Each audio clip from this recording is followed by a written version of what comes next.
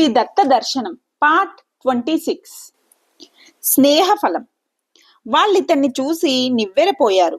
అప్పటికి కాశీరాజు లొంగిపో అని కబురు చేద్దామని విచారిస్తే అలర్కరాజు ఏమయ్యాడో కనిపించడం లేదని వెగులు చెప్పారు.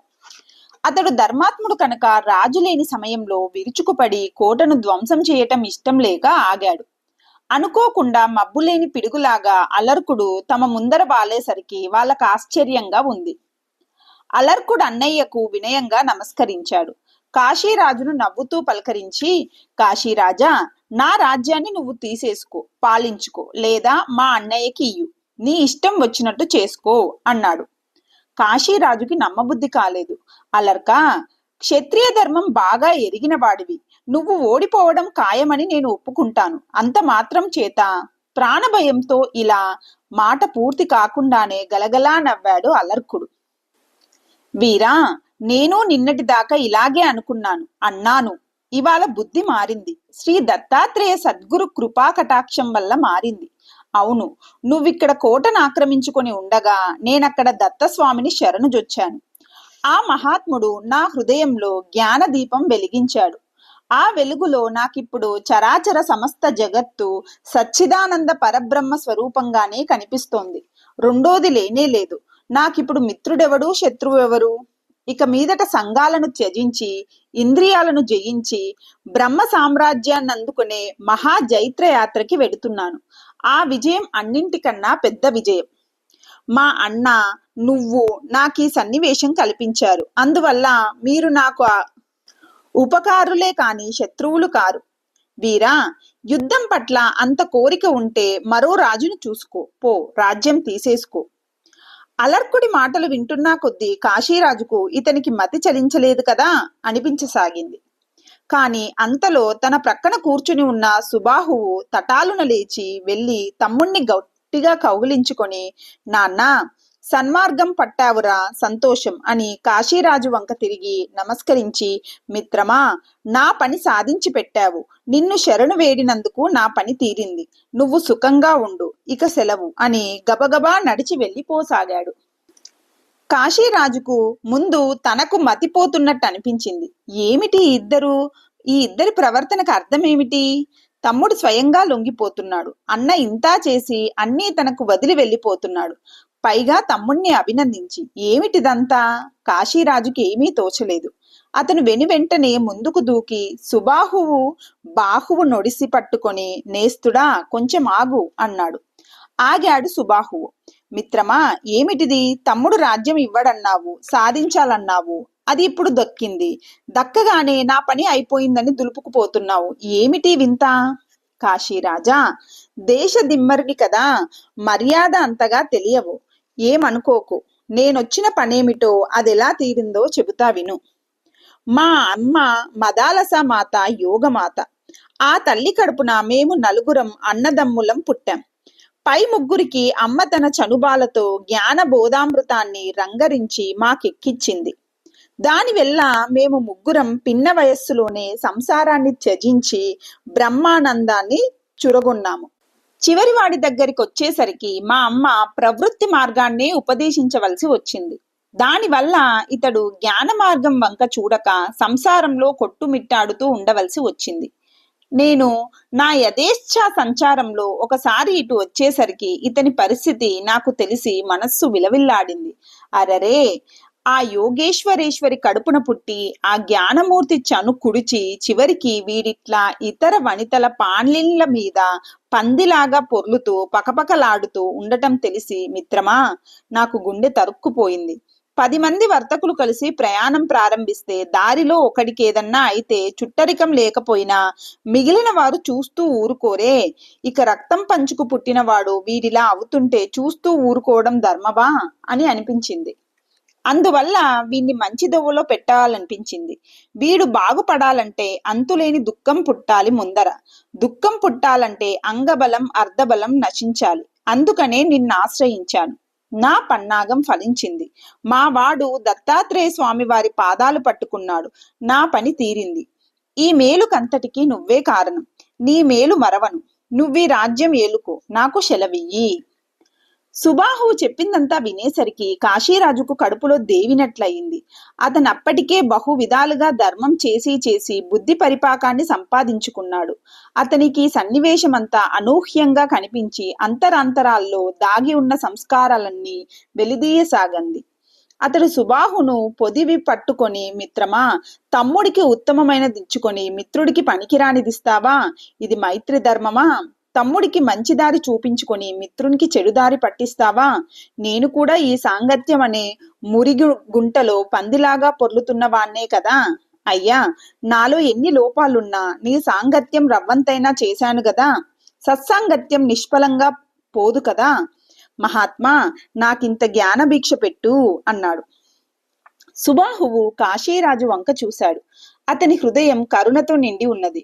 దయార్థమైన కంఠస్వరంతో సుబాహువు ఇలా చెప్పసాగాడు. కాశీరాజా, నువ్వు నాకు, నా తమ్ముడికి కూడా మహోపకారం చేసిన పుణ్యాత్ముడివి. ఈ పుణ్యమే నిన్నుద్ధరిస్తుంది. నువ్విదివరకే ధర్మార్థ కామాల్ని పుష్కలంగా సంపాదించుకున్నావు. విశ్వేశ్వర సమారాధన విశేషంగా చేశావు. అదీ కాక కాశీవాసం నోచుకున్న భాగ్యశాలివి. ఇక 4వ పురుషార్థమైన మోక్షం ఒక్కటే నువ్వు సాధించాల్సింది. దాన్ని గురించి సూక్ష్మంగా చెబుతాను విను. ధర్మాలెప్పుడు ధర్మిని ఆశ్రయించుకొని ఉంటాయి కనుక ధర్మాలు అప్రధానాలు, ధర్మి ప్రధానం. అప్రధానమైన వాటిని, అనిత్యములైన వాటిని వదిలి ప్రధానమైన దానిని, నిత్యమైన దానిని ఆశ్రయించాలి. అహం, మమ అనేవి ధర్మాలు కనుక వాటిని వదిలేయాలి. వదిలేసి వాటికి ఆశ్రయమైన ఆత్మను ఆశ్రయించాలి. ఆ ఆత్మ గురించి చర్చించుకుంటూ పోతే చివరికి దానికి ధర్మాలే ఉండవని తేలుతుంది. మరి ఆ చర్చించుకునే విధానం ఏమిటంటావా? మిత్రమా, అపర రాత్రులందు నిద్రలేచి నేను నేనని రోజూ వ్యవహరిస్తున్నామే, ఆ నేనెవన్ని? ఈ బయట ఉన్న వస్తువులు నేనా, లేకపోతే నేననేది లోపల ఉన్నదా అని గాఢంగా విచారించుకో. నీకు నువ్వే మిత్రమా. ఇదే నీకు నా ఉపదేశం. అవ్యక్తమే కారణం, వ్యక్తమే కార్యం. ఈ కార్యాకారణాలు రెండూ జడమే. అలాంటప్పుడు నేను నేను అనుకునేవాడెవడు, ఈ జడాలన్నింటినీ తెలుసుకునేవాడెవడు అని ఈ రకంగా నిరంతరం విచారించుకోవాలి. ఇది తెలిస్తే సమస్తము తెలిసినట్టే. రాజా, అత్యంతమైన మూఢత్వం వల్ల జనులు ఆత్మను అనాత్మ అనుకుంటున్నారు. నేను సర్వగతుణ్ణి అయి కూడా, అంటే నువ్వు కూడా నేనే అయినా, నువ్వు అడిగావు కనుక లోక వ్యవహారాన్ని బట్టి ఇలా చెప్పాను. రాజా, నువ్వే సాధన చేసుకో, తరిస్తావు. ఇక నాకు సెలవియ్యి, నేను వెళ్ళి వస్తాను. ఆ ఉపదేశాన్ని పునః మననం చేసుకొని ఆ విషయాన్ని మనస్సుకి పట్టించుకున్నాడు కాశీరాజు. ఆ తర్వాత అతడు సుబాహువుని, అలర్కుణ్ణి సత్కరించి అర్చించి సెలవు పుచ్చుకొని తన కాశీక మహాక్షేత్రానికి వెళ్ళిపోయాడు. అతను వెళ్ళిపోయాక అలర్కుడు అన్నను బహుదా స్తుతించి తాను కూడా సన్యసించడానికి ఆయత్తమయ్యాడు. సుబాహువు కూడా తన తమ్ముడు దత్తస్వామి ఆశ్రయం సంపాదించి కలిగినందుకు అభినందించి తపోవనాలకు వెళ్ళిపోయాడు. అలర్క గీతం. అలర్కుడు తన కొడుక్కి రాజ్యమిచ్చేసి తాను సన్యసించి అరణ్యాలకి వెళ్ళి తీవ్రమైన సాధన చేసి నిర్వాణ లక్షణమైన యోగ సిద్ధిని అనతి కాలంలోనే పొందాడు. అలా యోగ సిద్ధి లభించినాక ఒకనాడతను వేడుకగా విశ్వాన్ని పరికించి చూశాడు. జగత్తంతా పుత్ర మిత్ర శత్రు ప్రముఖ సంబంధాలతోనూ కామ క్రోధ సుఖ దుఃఖాది ద్వంద్వాలతోనూ నానా గోలగా అజ్ఞానమనే బురద గుంటలో మునిగి ఉండటం బాగా కనిపించింది. తల్లి చిన్నప్పుడు పాడి వినిపించిన అమృత గీతాలాపాలు గుర్తుకు వచ్చాయి. అప్పుడతను తన ఆనంద పారవశ్యాన్ని తల్లిలాగానే పాటగా వ్యక్తం చేశాడు. దానికే తర్వాత అలర్క గీతం అని ప్రసిద్ధి వచ్చింది. శ్రీ దత్తాత్రేయ స్వామి కృప వల్ల అలా పరమానందంలో తేలిపోతూ గీతాలు పాడుకుంటూ అలర్క మహాయోగి ప్రారబ్ధాధీనంగా నిష్కామంగా జీవిత శేషాన్ని గడిపేసి చివరకు విదేహ కైవల్యం పొందాడు. ఆ విధంగా యోగేశ్వరేశ్వరి గుప్తయోగిని మాత అయిన మదాలస మాత వల్ల సంక్రమించిన దివ్య సంస్కార బీజం వల్ల అలర్క చక్రవర్తి ఏ విధంగా శ్రీ దత్త సద్గురు కృపను అవలీలగా చురగొనగలిగాడో ఇప్పుడు చూసాం. నహూష చరిత్ర. ఒకరు భక్తితో సేవిస్తే శ్రీ దత్తాత్రేయ స్వామి వారి సంతతిని సైతం కంటికి రెప్పలాగా ఎలా కాపాడుతాడో, ఎంతటి మహోన్నత స్థితికి తీసుకుపోతాడో తెలియాలంటే మనం నహూష చరిత్ర చూడాలి. పుత్రకాంక్ష. నహూష చక్రవర్తి అద్వితీయుడని, సశరీరంగా ఇంద్ర పదవిని అధిష్ఠించిన నిరుపమానుడని మనకు ప్రసిద్ధమే. కానీ ఆ మహత్వానికి అంతటికి వెనుకగల దత్తకృప గాథను మనం ఎరుగం. నిజానికి నహూష జననమే దత్తాత్రేయ స్వామి వరం వల్ల వచ్చింది. ఆ కథ ఏమిటంటే, పూర్వం చంద్రవంశంలో ఆయు అనే రాజు పుట్టి లోకోత్తరంగా రాజ్యపాలన చేశాడు. తపస్సులో గాని, బలంలో గాని, యజ్ఞ యాగాల్లో గాని, దానాల్లో గాని, ధర్మాల్లో గాని, సత్యవ్రతంలో గాని, ఐశ్వర్యంలో గాని, భోగాలలో గాని ఇంద్రుడు కూడా అతనికి సాటి రాడని దేవతలే కీర్తించేవారు. అంతటి ఆ రాజుకి వయస్సు పడమరకు మళ్ళిన సంతతి కలగనే లేదు.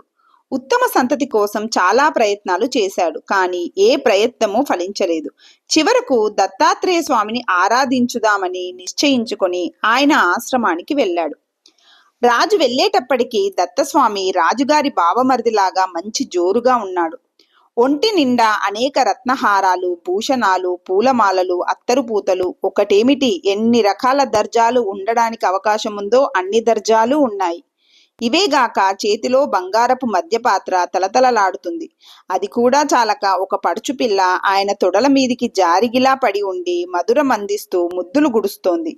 ఆయన ముందు అనేకులు స్త్రీలు పురుషులు అన్న విచక్షణ లేకుండా తప్పతాగి ఒళ్ళు మరిచి నృత్యాలు చేస్తున్నారు, పాటలు పాడుతున్నారు. వాళ్ళల్లో కొందరు విప్రులు ఉన్నారు. ఎంత హంగామా ఉండాలో అంతా ఉంది. అయితేనేమి, రాజు వివేకి, స్వామిని గూర్చి చాలా విన్నవాడు. అందువల్ల జంకకుండా సరాసరిపోయి సాష్టాంగ వందనం చేసి 2 కాళ్ళు కళ్ళకద్దుకున్నాడు. స్వామి మరో ధ్యాసలో ఉన్నాడాయే. ఈ రాజు వ్యవహారం ఆయనకు విసుగు కలిగింది కాబోలు. ఛా, ఎవడ్రా వాడు అని చాచి తల మీద ఒక తాపు తన్నాడు. చీ పోరా అని కసురుకున్నాడు. పైగా తాను భూమండలానికి ఛత్రాధిపతి, సాటిలేని వీరుడు, స్వామి బైరాగి. నిత్యము విలాసవతుల అభిషేకాలతో నాజూకుగా తేలిన తన తలను చాచి తన్నాడు. ఎలా ఉండాలి రాజుకు? తానేమి చేసినా చెప్పుకునే దిక్కు లేదా బైరాగికి. కానీ ఆ రాజలా భావించలేదు. స్వామి తన్నగానే అదే మహాభాగ్యం అనిపించింది అతనికి. వెంటనే చేతులు జోడించి, దేవా, నిన్ను శరణుజొచ్చాను. నువ్వేమి చేసినా నేనిక్కడి నుంచి కదలను. స్వామి, నువ్వే త్రిమూర్తుడివి, నువ్వే గోవిందుడివి. భక్త రక్షణ కోసం అత్రికి అనసూయమ్మకు పుత్రుడివై జన్మించిన కరుణాసాగరుడివి. ఆత్మదానం చేసుకున్న మహాదాతవి. అత్రిమునికి పుత్రుడివై జన్మించావు కనుక నిన్ను బ్రాహ్మణుడనాలి. కాని స్వామి, నీవు కేవల బ్రాహ్మణ మాతృడివా? నేనేమి చెప్పగలను? నీ మాయను బ్రహ్మాదులే ఎరుగలేరట. ఇక నేనెంత? స్వామి, దయ వహించి నన్ను అనుగ్రహించు అని అనేక విధాలుగా స్తుతిస్తూ నిలబడిపోయాడు. ఇక స్వామి కూడా ఏమీ పట్టించుకోకుండా ఊరుకున్నాడు. చక్రవర్తి స్వామికి దాసానుదాసుడై సపర్యలు చేస్తూ అక్కడే ఉండిపోయాడు. అలా చాలా సంవత్సరాలు గడిచిపోయాయి. అనుక్షణం కంటికి రెప్పలాగా సేవ చేస్తున్నాడు చక్రవర్తి. అతను ఉన్నట్టే పట్టించుకోడు స్వామి. పోనీ పొమ్మనడు. ఏళ్లకేళ్లు దొర్లిపోతున్నాయి. అయినా రాజుగారికి విసుగు పుట్టలేదు, అధైర్యం ఏర్పడలేదు, ధైర్యం సడలలేదు, శ్రద్ధ తగ్గలేదు. క్రమంగా ఏళ్లు గడవగా స్వామి రాజు చేత ఉపచారాలు చెప్పి చేయించుకోవడం ఎక్కువయింది. ఒరేయ్, ఆ పుర్రెలో కళ్ళు పట్టరారా అంటాడు. ఆ మాంసం ముక్కలు వేయించుకురారా అంటాడు. దాని బట్టలు ఉతకరా అంటాడు. స్వామి ఏది చెబితే అదే మహాప్రసాదం మహారాజుకి. ఆ చక్రవర్తి సేవలకి స్వామి మెత్తబడక తప్పలేదు. ఒకనాడు స్వామి నవ్వుతూ ఇలా అన్నాడు. భక్తులమంటూ చేరి డబ్బులు కుమ్మరిస్తారు. డబ్బు చేరితే ఎంతటి వాడైనా భ్రష్టుడవుతాడు. తెలిసి ఇలాంటి అనాచారపు వెధవని ధర్మ ప్రతిష్టాపకుడివైన నువ్వొచ్చి సేవిస్తున్నావేమిటా అని ఆలోచిస్తున్నానయ్యా. చక్రవర్తి వెనువెంటనే చేతులు జోడించి, స్వామి, సర్వగతుడికి సర్వాత్ముడికి విధి నిషేధాలుంటాయా? ఆచార అనాచారాలుంటాయా అన్నాడు. పోవయ్యా పిచ్చాడా, ఇలాంటి పిచ్చి కబుర్లు చెప్పకు. భ్రష్టుడే. పిచ్చి మహారాజు కనుకే ఇన్నేళ్లు నాశనం చేశావు. బానిస కన్నా హీనంగా బతుకుతున్నావు. స్వామి, నీ లీలలు తెలుసుకోవడం ఎవరి తరం? నా జన్మకు మంచి రోజులు వచ్చాయి కనుకనే నిన్ను దర్శించగలిగాను. సరే, ఈ మాటలకేం గాని పాపం ఏదో కోరిక పెట్టుకొని తీరుస్తానని ఆశతో ఇంత శ్రమ పడుతున్నా వల్లే ఉంది. ఆ కోరికేదో చెప్పు. స్వామి, నేను సంతనార్దినై వచ్చి నీ పాదాలు పట్టాను. ఇంకా ఏం కావాలో కోరుకో, అన్నీ ఒకేసారి ఇచ్చేస్తాను. మాట్లాడుతూనే స్వామి బుడుంగున వరం ఇస్తాను కోరుకో అనేసరికి రాజుకి తత్తరమయ్యింది. అయినా రాజు కనుక వెంటనే తేరుకొని, యోగీశ్వర, అర్జున వరదాత, నాకొక్క పుత్రునియ్యి చాలు. వాడు మాత్రం సర్వజ్ఞుడు, సద్గుణశాలి, అజేయుడు, దేవ బ్రాహ్మణ భక్తుడు, శూరుడు, వేదశాస్త్ర నిధి, విశేషించి ధనుర్వేద నిపుణుడు, అంకుటిత ప్రజ్ఞాశాలి, దాత, ప్రజాపాలన దక్షుడు, ఇన్నెందుకు, వంశోద్ధారకుడు కావాలి అన్నాడు. స్వామి చిరునవ్వు నవ్వి, అదేం లెక్క, విష్ణు అంశ సంభూతుడు, ఇంద్రసముడు అయిన సార్వభౌముడు పుడతాడు పో అన్నాడు.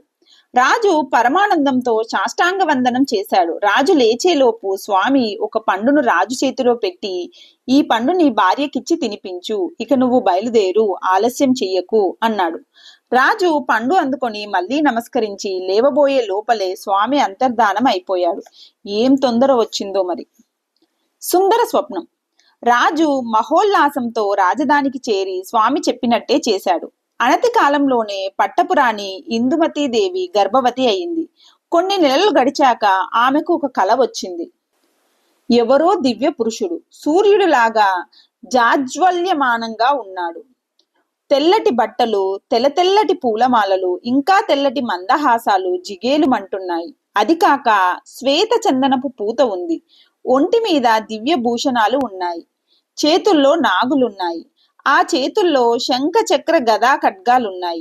2 చెవులకు 2 మణికుండలాలు ఒకేసారి ఉదయించిన 2 చంద్రబింబాల్లాగా ఉన్నాయి. ఒక తెల్లని 1000 పడగల పాము తన పడగలన్నీ విప్పి ఆ స్వామికి గొడుగు పడుతోంది. మందహాస మనోహరమైన ఆ స్వామి ఆకారం చూస్తుంటే ఏదో తెలియని అపూర్వ ఆనందం ఒకటి ఆమెను ఆవరింపచేస్తుంది. ఆ మూర్తి మెల్లమెల్లగా దగ్గరికి వచ్చింది. వచ్చి తన కుడి చేత ఉన్న శంఖాన్ని ఆమె మీదకు వంచింది. అసలే తెల్లని శంఖం, అందులోంచి ఇంకా తెల్లని పాలు ధారగా పడుతున్నాయి. ఆ పాలతో మహారాణికి అనేక పర్యాయాలు అభిషేకం చేశాడా దివ్య పురుషుడు. చివరికి మెడలో పెద్ద ముత్యాన్ని మాలికగా కట్టాడు. ఆమె చేతుల్లో ఒక తెల్లటి పద్మాన్ని పెట్టాడు. ఇంతా చేసి చూస్తుండగా అదృశ్యమైపోయాడు. స్వప్నం కాగానే రాణికి మెలకువ వచ్చింది. మెలకువ వచ్చిన ఆ ఆనంద పారవశ్యం ఆమెను వదల్లేదు చాలాసేపటి దాకా. వచ్చిన ఆ సుందర స్వప్నం అంతా భర్తకు వివరించింది రాణి. అతను చాలా ఆలోచించాడు. చివరకు శౌనక మహామునిని రప్పించి ఆయనకు మనవి చేశాడు. నివేదించి, స్వామి ఫలమేమిటి అన్నాడు. మహర్షి ఆనందంగా ఇలా చెప్పసాగాడు. రాజేంద్ర, నీకు పూర్వమే దత్తస్వామి వరమిచ్చాడని చెప్పావు కదా. స్వప్నంలో కనిపించిన వాడు ఆ స్వామి. రాణికి క్షీర స్నానం చేయించాడు. శ్వేత పద్మం ప్రసాదంగా ఇచ్చాడు. కనుక విశ్వాంస సంభూతుడు, శాస్త్రజ్ఞుడు, గుణవంతుడు అయిన పుత్రుడు కలుగుతాడని తెలుస్తోంది.